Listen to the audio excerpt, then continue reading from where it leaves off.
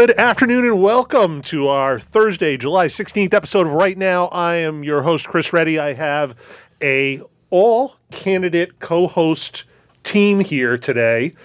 Breaking from our usual co-hosts, we have in studio the 2nd Congressional District candidate for Connecticut, George Austin. Buenos dias.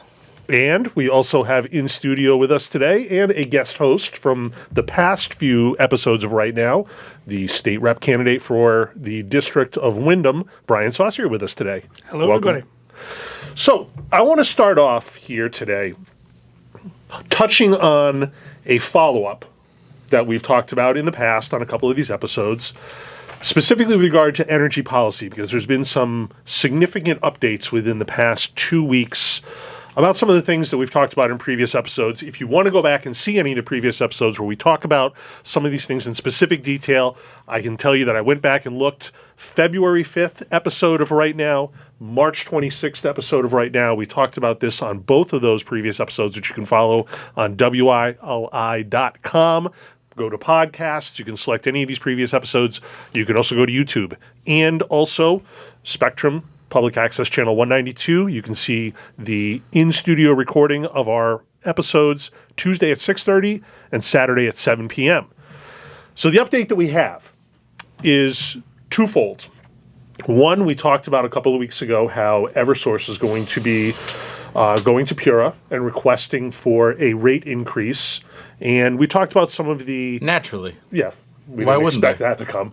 But we heard that some of this was to cover storm damage that goes all the way back to 2018 and interest that is now accrued on that, which is being rolled over to the electrical ratepayer. I had said that the initial reportings were that Eversource was looking for about an 11% rate increase for this July change. It's done every 6 months, July and January.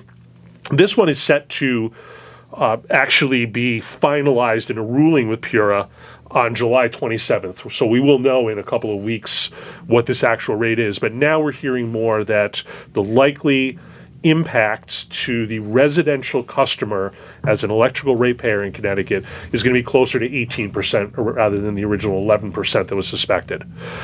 There's a couple things that are encompassing this.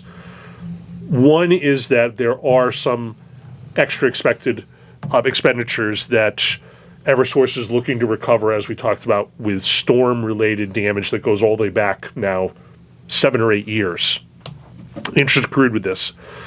One of the other things that's happened significantly in the past couple of weeks, and this is something that happens quarterly in Connecticut, and this goes back to one of our previous episodes where we talked about the layering of energy policy in Connecticut being the single greatest driver for electrical energy costs increasing. And we saw this absolutely perfectly with what happened in June when they auctioned off the CO2 allowances for electrical generators to sell their product, electricity, to now rate distributors, Eversource. They auctioned off their what? The CO2 allowances. This is part of the Regional Greenhouse Gas Initiative. Chris, I want you to treat me like a 5-year-old here, and for my benefit as well as I'm going to guess there has to be at least one other listener who wants that in plain English. What is Certainly a CO2 allowance? Please treat me like a 5-year-old. I'm going to say this as simply as possible for you, George. Please do. And like I said, we've covered this in great detail in other previous episodes. You can go back and listen to those further. However, when fossil fuels are used to generate electricity, the state of Connecticut, as part of the Regional Greenhouse Gas Initiative, which also encompasses the states of Delaware, Maine, New Hampshire, New Jersey, New York, and Vermont. Pennsylvania was part of it, but in December of 2025, they opted out. What happens is quarterly, CO2 emission caps, because this is a cap and spend program. Quarterly, the state of Connecticut goes to electrical generators and says, we need to cap the amount of CO2 emissions that you are putting into the environment. You have to pay at an auction for these allowances to release carbon dioxide into the environment. What has happened in the past 8 years is the rate at which these allowances are sold has gone up over 900%. That's what it showed in June. This is another one of those hidden taxes. It's paid to the state of Connecticut, and that money is then turned around and used for green energy programs that are favorable to the party that's in charge. For instance, the Green Energy Bank, some of the EV infrastructure, some of the rebates that are available for electric vehicles and electric bicycles. Those type of things are what this money is used for in Connecticut. Now, so in other words, a giant elaborate scheme for the state to get their hands on more money. Absolutely, because if you look at when this started, this only generated about $4.2 million in 2009. 2025, over $84 million are generated to go to these preferential programs. But the idea is that this is another form of taxation that we have no control over. This is something that's not, it's been legislated through Hartford, but under one-party rule, where this green energy policy just has layer after layer after layer that is constantly crippling ratepayers in Connecticut. So which is to say, Chris, let's see if my 5-year-old knucklehead brain can figure this one out. Sure. Which is to say that we have a ruling party, a ruling class also, not to mention, that has decided to force upon everyone their political ideology by exacting increased funds by way of, in this case, utility rates to, I guess, in a self-serving sense, prove their own goals, to see their own goals come to fruition by funding things that are purportedly green. I would say that is a very good assessment, but you have to also think that this is something that we already pay a huge amount into the public benefits portion of our bill under. This is simply now becoming part of the generation portion of the bill, because that money is not going to simply be absorbed by Eversource. That's going to be rolled right onto the ratepayer. So when you have, again, another state-mandated fee being tacked on to our electric bill in something that, and I'll give you the perfect example, the third highest electrical rates in this country. It is because of legislation in Hartford. And this is one of those examples. What they've done is they have created a situation where there are less and less of these allowances each year, and each of those allowances goes up substantially in price. When you look at how this started, each of those allowances was per unit, was at a time from 2009 to 2013 less than $2 per unit. We're now auctioning these off at over $35 per allowance unit, and there's 188 million of these allowable units being auctioned off every quarter. And I'm so sure it simply is a way for the state to utilize more money in its energy policy. And I'm sure that unit is, I'm sure that cap is completely arbitrarily conjured up out of the ether. Mm-hmm. But you know what I just realized? So everyone, Chris and I just got back from doing a brief door knocking session. And I've heard a couple, not just today, but I heard it once today, but I've heard a couple times, especially here in Wyndham, when we go knock a door or I approach someone on the street and I hear, oh, I'm not political. So something occurs to me. I would like to ask everyone, if you don't think that you are political, I want to ask you if you use electricity. And the answer is probably going to be yes. And I submit to you that in so doing, if you're consuming electricity in this state, you are indeed political, because Hartford has now turned use of electricity into a political operation. Absolutely. Is that a fair assessment? So my brain is basically just one big mash of expressions and memes now. Yes. And two expressions come to mind here. One is, you may not have an interest in politics, but politics has an interest in you. Mm-hmm. And that applies universally. And in this case, there's another expression that says businesses don't pay taxes. Businesses collect taxes. And now maybe it's a stretch to call Eversource a business, given how monopolized that energy sector is, but that's a much bigger conversation. But this is exactly what you said, Chris. Every single one of these policies, every single one of these laws, every single one of these feel-good ideas only results in one thing, is the whatever pennies and dollars and billions that the state extracts from these businesses is passed 100% along to a consumer. Absolutely. And we see it in painfully aware in our electric bill. And the proceeds are used for political activity, right? Yeah. So you have an ideology, a green ideology, that is being self-fulfilled. Thank you. I was going to say prophesized. Yes, self-fulfilled That too. in a self-funded. There you go. In a circular file, to where it fulfills its own causality. It's a causality loop, is what I'm trying to say here. And guess what? So yeah, It is a self-fulfilling prophecy. It is Thank you. Self-fulfilling prophecy. Oh man. So folks, if you use electricity in Connecticut, you are political, whether you know it or not. You are indeed engaged in political activity. And this is a great topic for just the overall theme of how sideways our government has gotten. This is such an anti-human initiative. All this climate change, whatever stuff that they're turning into policy, they want to take away people's ability to have cheap energy. There's nothing more crucial to a modern life than energy. And what do they want to do? They want to make it so people can't get what they need of it. Like and this goes right along with like the world is too overpopulated.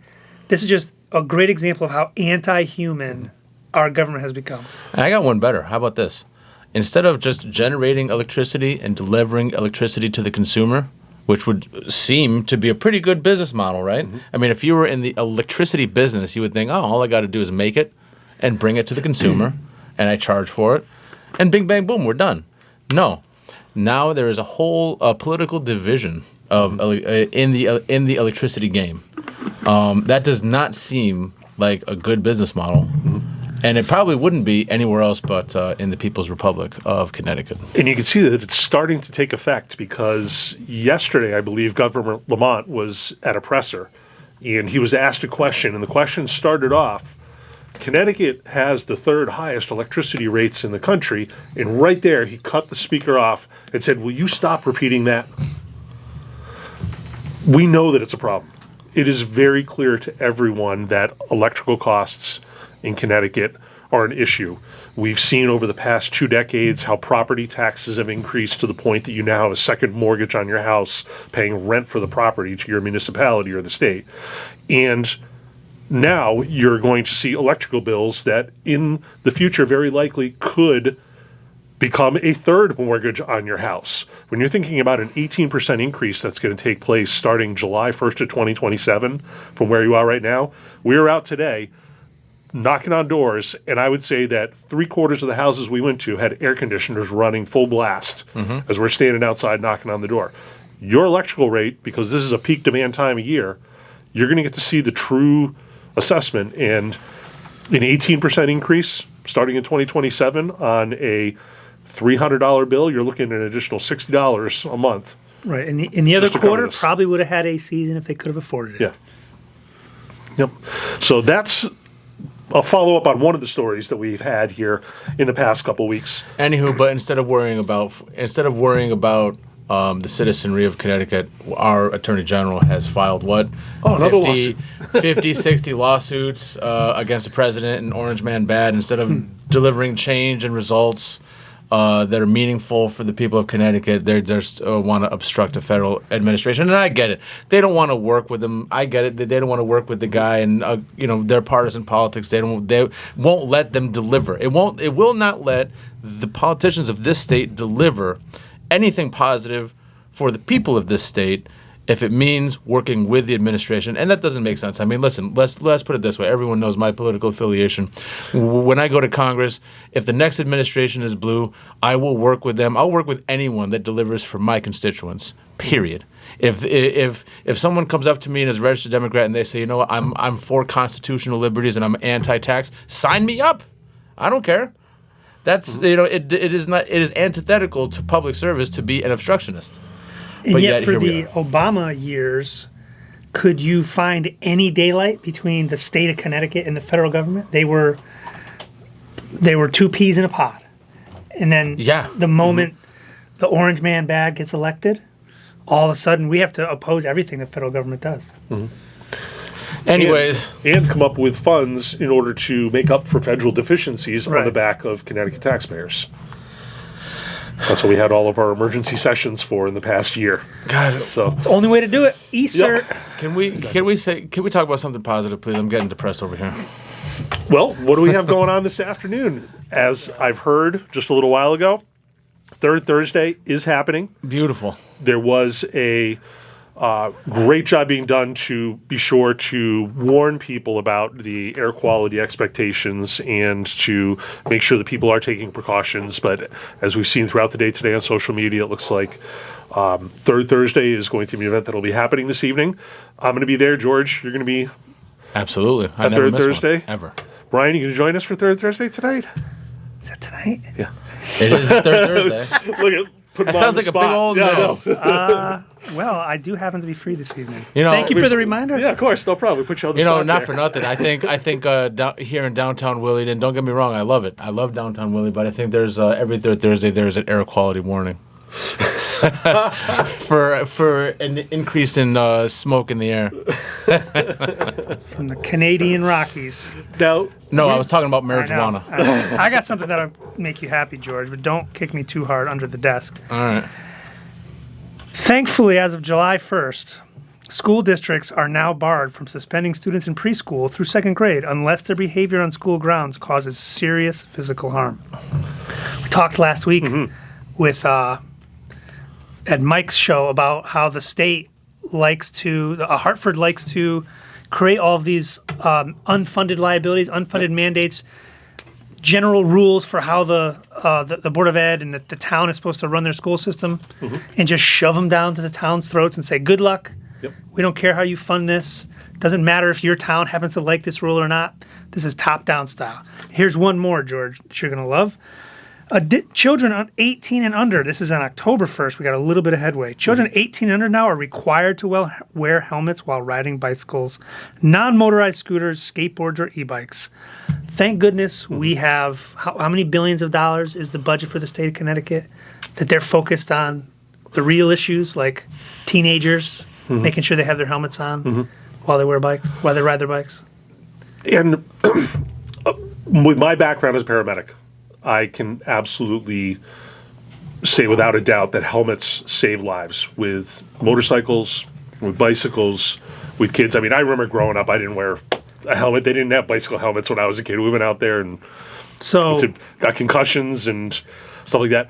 I will say that, yes, but do we need to legislate this? Of course not. Do we need to spend all this time in creating legislation that ties up the fact that we have thousands of bills that are presented, hundreds of them get passed each legislative session. Many of these bills die on the vine because of timing.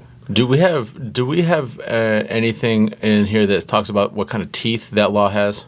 For example, is that punishable by fine, payable by the presumptive parent or guardian? That's a great question. So I don't have the actual text, but the previous law specifically said that the law has no teeth. The reason why I know that is because I camped at Rocky Neck 3 years ago, and the park rangers harassed the living daylights out of my family for my kids riding bikes in an empty campground on a flat surface going 5 miles an hour, and they didn't have helmets on because I've made that choice as a parent that they don't need to wear helmets on all these occasions. When we're flying down a mountain on a mountain bike, we have full body armor on because it makes sense to do that. And that's a reasonable choice for me to make for myself and my kids. So, but what these laws do is give busybodies a means to harass people. So it's one of three things. It sounds like to me that this serves one of three purposes, rather. One, it's a feel-good, do-nothing bill so that legislators in Hartford can pat themselves on the back, or two, yes, as you said, Brian, it is for busybodies, and really a way for the state to further encroach into the family, to further encroach into the goings-on of the family, to further usurp parental authority and parental rights. I cannot believe we have to use terms like parental rights. That's like saying air good or water wet. Parental rights? Of course parents have rights. But furthermore, or three, or the third potential use is to just find another way to extract a few more nickels and dimes out of parents, if indeed this law has teeth. But I don't hear any. I mean, why? Why are we? But I'm sure there's going to be grant programs where the state's going to buy hundreds of helmets and hand them out at all different events. $10,000 a piece. Yeah. So I mean, there's a lot of layers to this type of legislation. As you guys said, is our time best spent regulating things like this, or looking at some of the issues that are really concerning people who are struggling to pay bills in Connecticut? You know, I don't know. Has anyone seen that South Park episode where you have? Oh, I can't. I really like to remember titles, but so Cartman? No. It was something about the government, and essentially, you had Butters end up. Instead of saying his confession at the confessional in church, he would go to a DMV and confess his sins. And instead of saying Hail Marys, he had to read up like on local ordinances or something like that. and then he was visited by some ladies spreading the gospel, knocking on doors, spreading the gospel, and he converts them, and then they all end up going out to knock on doors and say, have you visited your local DMV? Do you trust your government? And I don't know, every time I hear something like this, every time I hear about a reason or an avenue for the government and busybodies to just interfere with the goings-on of anyone's family, of the family unit, I'm reminded of that episode. Like, why can't you just leave families alone? Amen. The DMV does have a spiritual quality to it, but it's more on the demonic side. Hey, I will defend them. There was one I'm not sure it was intended, but there was one positive to come out of the vid, which was the whole appointment system. Agreed. Mm-hmm. I'll tell you what, same thing. You're in and out. I mean, it takes you 2 weeks, 3 weeks to get an appointment, but you're in and out. So I will give them that credit. It is better now. It I is. agree. Oh yeah, I remember when you go there. I have to say something positive. I have to say something positive about my government, right? Because we all have to trust our government. Yeah, right before COVID, remember everybody would line up at 7:40 in the morning before DMV, and you'd have the line out down the sidewalk around the corner, waiting for the place to open up. So that is one thing that COVID did kind of help out, is the scheduling of the DMV there. We have about 1 minute left here before the end of our first segment of Right Now. We've had guests George Austin, Brian Saucier in studio with us. And since we've been talking about some information that has been on previous episodes, again, I'm going to say to follow up and listen to these previous episodes whenever you'd like. You can do that by going to WILI.com. You can go to YouTube, search WILI and Right Now, or you can watch this week's episode on Spectrum Public Access Channel 192, Tuesday at 6:30 and Saturdays at 7 o'clock. We will be back after this commercial break with Right Now. Good afternoon. Welcome back to Right Now. I'm Chris Reddy. We have two co-hosts in studio this afternoon with us. Congressional District 2 candidate George Austin and state rep candidate for the District of Windham, Brian Saucier. Guys, we're going to change here for a little bit. We started talking about this during the commercial break, and one thing that I saw George had posted on social media this morning as I was preparing some notes and stuff like that for today's show, I was talking about the automatic license plate readers and the flock cameras that we're starting to hear a lot about showing up in our communities around Connecticut. And if you've been paying attention, Connecticut right now, Hashtag deflock, by the way. across New England, New York, New Jersey, Pennsylvania, we have the highest per capita rate of automatic license plate readers out of any of those states within New England and the Northeast. There's a few things that I think that people have big concerns about. We're going to kind of talk about a few of these details right now. Definitely not something that is in every municipality in Connecticut. Right now, I believe there's about 30 municipalities that have contracts with vendors providing automatic license plate readers. One of the ones that's been making a bunch of news in the past few weeks is the town of Fairfield. And this is down from the area where I'm from in Fairfield County. Starting May 1st, they placed 16 automatic license plate readers in 8 different school zones across the town. I want to say that within the first 17 days, it was something ridiculous like 100,000 infractions.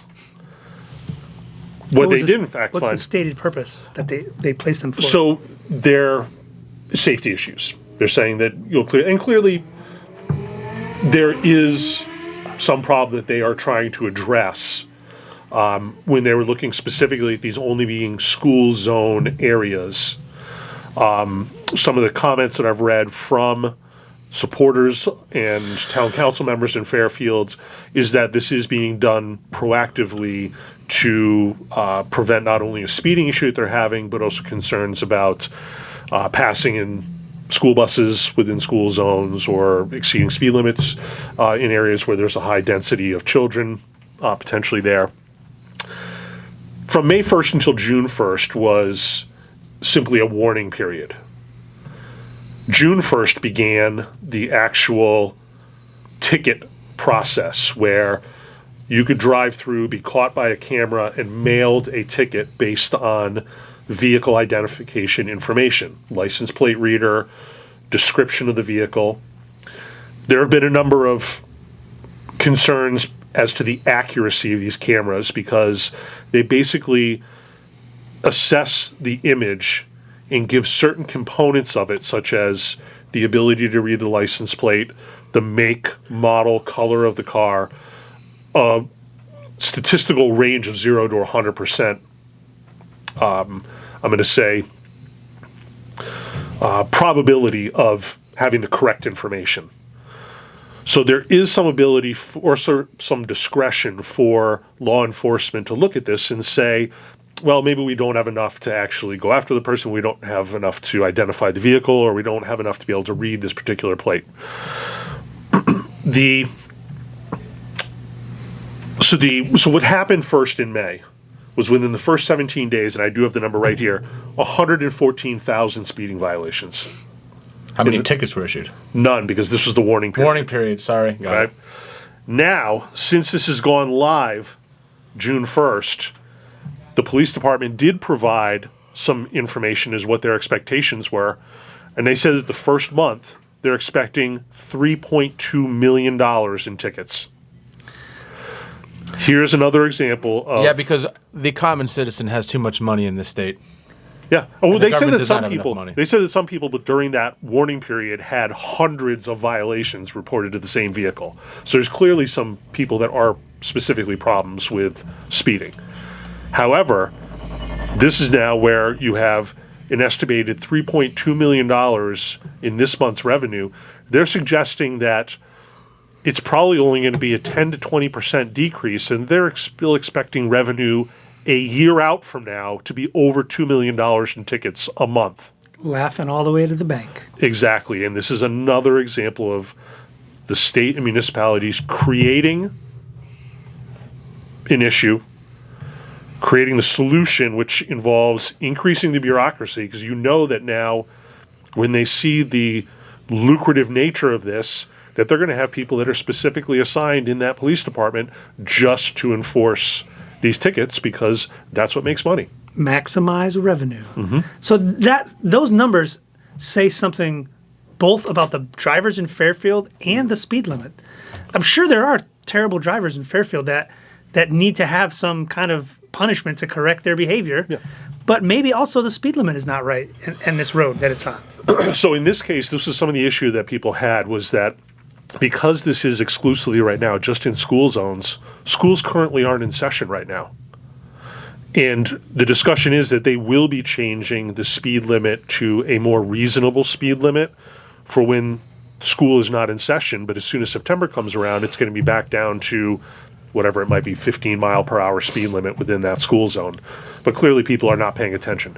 There was also some question from residents about signage and whether signage actually gave people the opportunity to recognize that they were being recorded being photographed, and that there was potential for a ticket to just simply appear in the mail.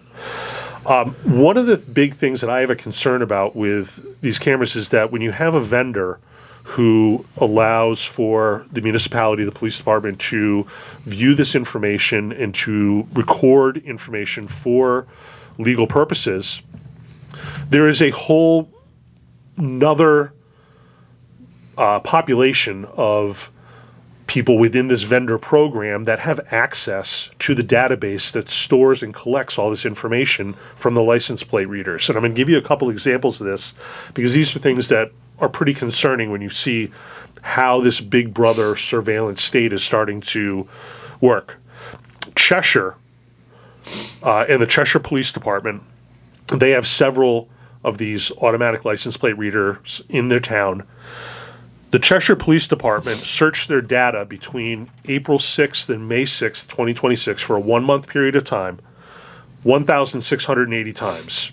The police department looked at this. They're supposed to provide information as to whether this was part of an investigation, a specific case number. They found that sometimes that information was not accounted for. But here's what becomes really concerning is that while Cheshire Police Department searched that data that they collected within their town limits 1,680 times, when you look at the network log, there was over 16,000 views from people outside of the Cheshire Police Department at data that's being collected on private citizens. You have a similar thing that happened in Monroe. Monroe Police Department looked at it 58 times, while there was over 12,000 views within that same 1 month period because of other people that have access to this vendor information. Where is this collected data going to? And is this now starting to look like more of an infringement on constitutional rights, specifically the Fourth Amendment, which requires that in order for you to search... Probable cause. Yes, you have to have probable cause. That has to be established. You have to have a impartial judge sign off on facts that are sworn by a law enforcement officer. None of that is going on. This is simply collection of data. And depending on where you are, you could have your data collected from the moment that you leave your house in the morning till you get to work and the return trip, almost that entire time. And this data is now stored for 30 days. Almost as if whatever authority, right, or whatever authority you wish to designate who is monitoring this data, almost as if someone were so motivated within that authority to prosecute you for a crime, they have enough data to find and manufacture one based on having observed you from door to door. Absolutely.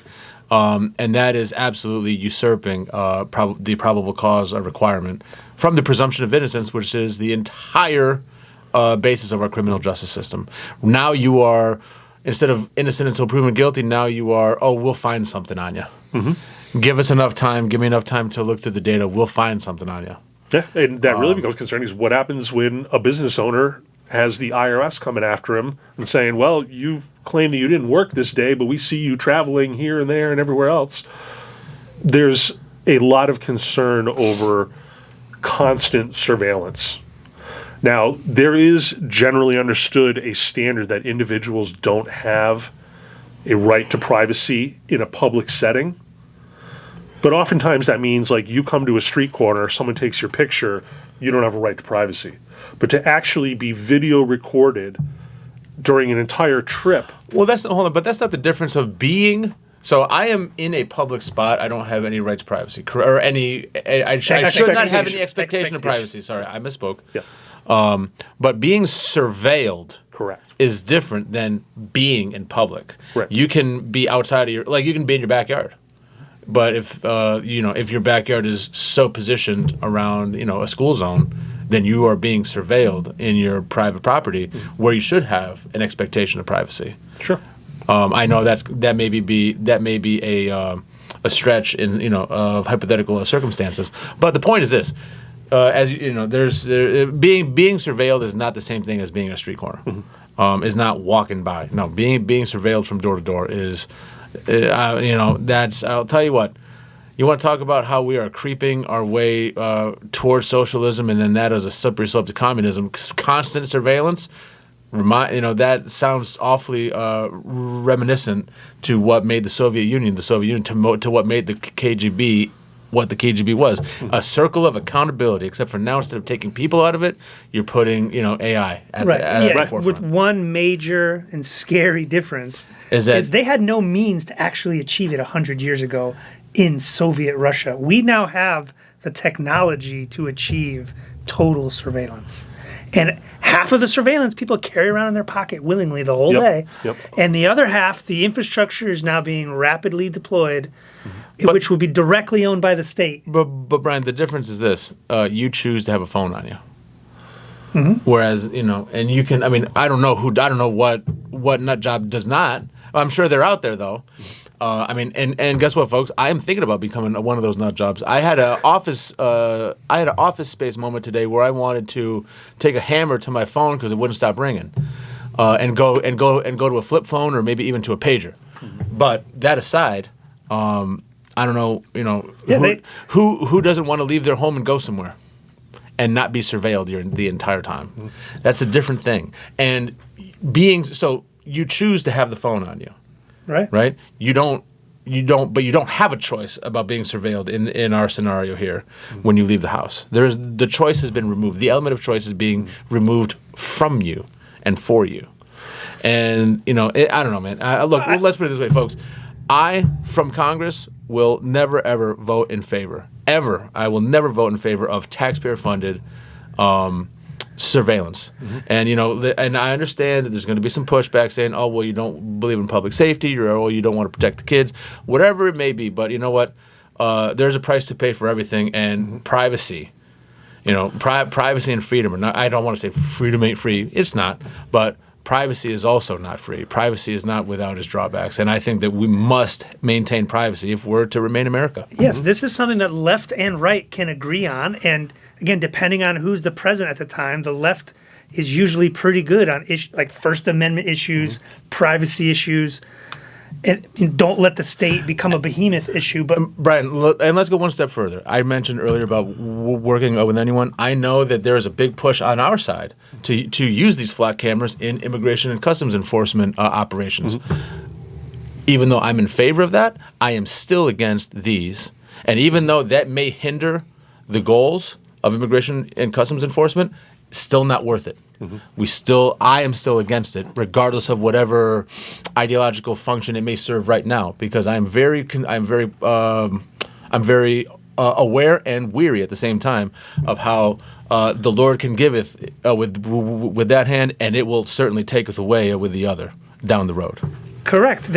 Everybody should rightly be suspicious of a government institution that is the monopoly on force in a society, having the ability to collect essentially limitless amounts of information, store it for as long as they want, despite whatever any laws say. It is incredibly cheap to store data now. Sure. It will be stored somewhere, whether privately or publicly. It is going to be stored somewhere. And there's a book written, I don't even know how many decades ago, it's called 3 Felonies a Day. Oh, that's the book I keep talking about. I've been talking about that book for months, and I can never remember the book. I'm like, is it charged? I thought it had a catchy name. Is it 3 Felonies a Day? Yes. Maybe that's the subtitle. Yeah. But I think that's the title of the book.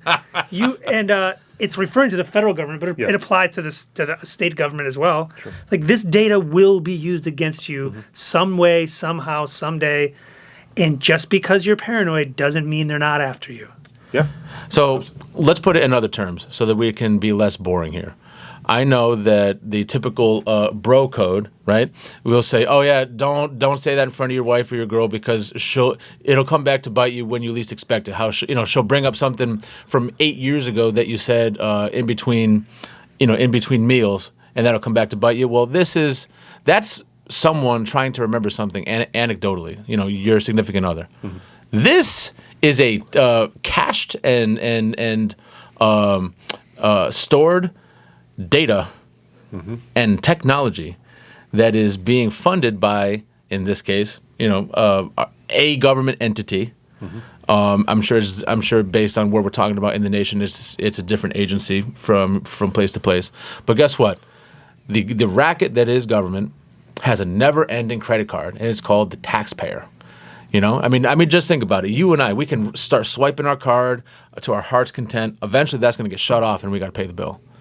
The taxpayer credit card is being swiped all day, every day. We don't have the power to shut it off, and we got to pay that bill. So the point is this. There's no off switch for that. Once we really let this go, it ain't going anywhere. Well, when was the last time you saw a government program become unfunded? In perpetuity, not just for one, a partial term of an administration. When was the last time you saw a toll booth constructed and then deconstructed? When was the last time you saw power be taken from the towns to the state? When did you see that power go back? When was the last time you saw power go from the states to the federal government and then go back? When was the last time you saw taxes erased or laws taken off the books? It never goes the other way, folks. So once these things are up and it becomes the norm, it ain't ever going back. And there's good revenue from it. Like the municipalities, think about it. If you have 169 towns in Connecticut, each generating $1 to $2 million in revenue. No, they're going to stay. Tickets, they're going to be here for They're good. going to get hooked. Yep. That's going to be too big a worm for the fish not to grab. Big Daddy government has. Look, we always like to say it's one of our major talking points that we don't have a revenue issue, we have a spending issue, and I know that's really boring. I know that's so catchy and whatever, but oh my God, it's true. The number one, the drug of choice of this government is your money, folks, and this is a really, really surreptitious way for it to get its hook into every single one. It's going to start in the cities, it's going to start in your school zones, and it's going to end up in the rural roads of Chaplin and Scotland and everywhere in between your 1,000 residents or less, and it's going to find a way to extract every single penny from anyone it can. You know what? You can't be, because there's going to be some crazy law in the book somewhere in rural America that says you can't walk down that side of the street on a Monday. Don't pass go. Don't collect $200. Where's my money? Or it'll be like, oh, your shoe was untied. Well, that's against ordinance too. Where's my money? That sounds crazy, folks. But you know what else sounds crazy? Us allowing, us going along with. At our own expense, by the way, the construction of these cameras of a surveillance state right under our nose, and trying to justify. I mean, listen, I know that there's going to be some sort of compromise that's going to have to be made, but we can't just let it happen silently. We can't go quietly into that a good night. This has to be debated ad nauseum. Ad nauseum, folks. It has to be debated. Now, did you guys know that the cameras that they have on private properties, like when you go up to Home Depot in North Wyndham, and they have that one that's a camera on its own little trailer with generator power and a tower for the cameras. That one not only grabs video recording, but also grabs all of the signal transmissions from your car, your phone, or the chip that's inside your dog in your car when you go to Home Depot. Not my dog. Are you serious? It tracks everything. And that's another issue, because they're going to start building databases of information that's not just your phone, but also all the other devices inside your vehicle, your Bluetooth to your earpiece, your, like I said, your dog's chip, like all of this is stuff that's going to be captured, because all those signals are available for these cameras on private property, which they don't allow in municipalities. For all the listeners out there who can't see us, all three of us definitely have our tinfoil hats on, by the way, just in case you were wondering.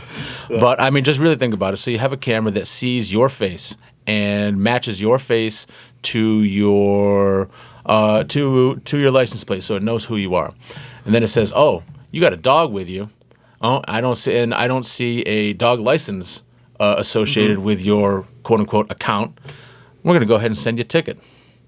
And then what's next? Oh, you didn't pay the ticket. We're going to go knock on your door and confiscate that dog.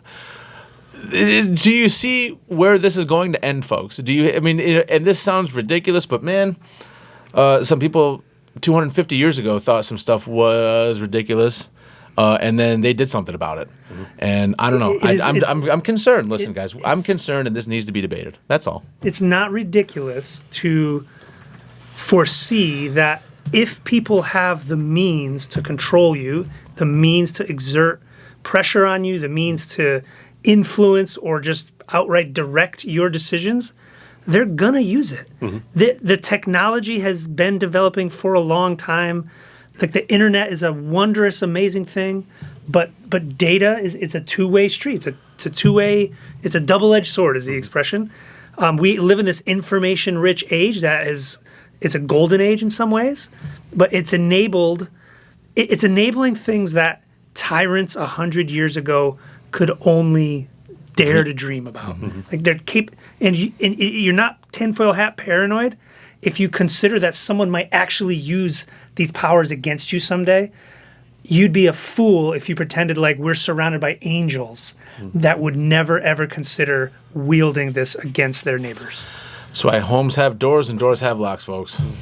I suggest we close the door and we lock it on all this information gathering. And one of the concerns is that the state of Connecticut is doing almost the exact opposite of that, because they are exempting FOIA requests for transparency and accountability in the name of safety. Yeah, with these automatic license plate readers. This guy that kind of sounds like the. What's the word I'm looking for? The lawsuit protections. I know there's a term for it. I'm drawing a blank. The lawsuit protections for the glyphosate manufacturers, for the vaccine manufacturers. And don't get me wrong, folks, I am not some sort of anti-vaxxer. However, if a company is making a product for profit, it should be subject to the laws so that every single other company that is making a product for profit is subject to. That's all. And when you create exemptions, you are picking and choosing, whether arbitrarily or whatever, or like whatever your motives are. You're picking and choosing winners and losers. And by I don't know, I don't want to be speaking through my tinfoil hat because my voice will get muffled, folks. But it just needs to be. We just got to keep our eyes open. That's all. And personal privacy should be something that is debated within the legislature, so that we're assured that everybody can maintain some distinct level of privacy in their lives. We can't have the state government or municipalities looking in on us all the time. That type of surveillance state is not something that is going to make us safer in the long run. And that's what they try and sell this on, is that it's all about safety. And that and everything else for the last 50 years has been sold on safety. Public safety. So we have a couple of minutes left here. I have one more thing that I want to update, a story that we had talked about, I'm going to say about 5 or 6 weeks ago now. This had to do with a nonprofit organization here in Connecticut. And I brought this up because at the time, this nonprofit was in the news. They had bounced 2 checks they had given to Eversource, because this nonprofit, it's called New Opportunities, Inc., out of Waterbury. And part of their mission statement as a nonprofit was to provide federal and state funds to energy providers, particularly Eversource and Algonquin natural gas, in order to pay for low-income housing heat assistance.